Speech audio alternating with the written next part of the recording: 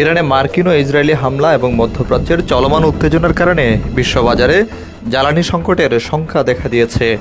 এতে আতঙ্কিত হয়ে পড়ছেন বাংলাদেশের মানুষও।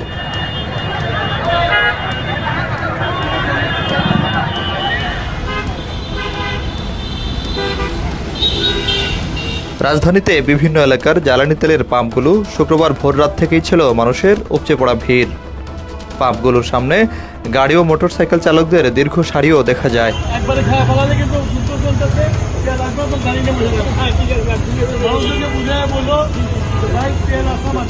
ভিড়ের কারণে ঘন্টার পর ঘন্টা অপেক্ষা করেও তেল নিতে পারছেন না অনেকেই।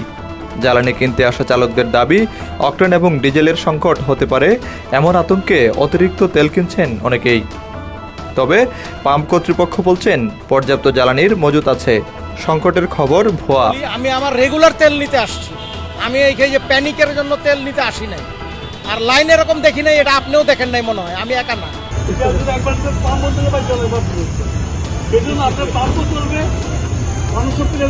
বিশ্লেষকরা মনে করছেন এমন পরিস্থিতিতে ভুয়া তথ্য বা গুজব দ্রুত ছড়িয়ে পড়ে।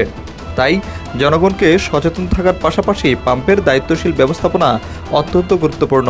যে মোটামুটি 500 টাকার তেল দুদিন যেতে পারে, কিন্তু এর পরবর্তীতে যে কি করবো সেটাই জানি না। কোনো সংকট বা গুজব ছড়িয়ে পড়ার আগে বাস্তব তথ্য জানা জরুরি বলেও মনে করছেন সচেতন মহল। এমন পরিস্থিতিতে আতঙ্কিত না হয়ে প্রয়োজন মতো তেল নেওয়ার পরামর্শ দেওয়া হচ্ছে সরকারের পক্ষ থেকে।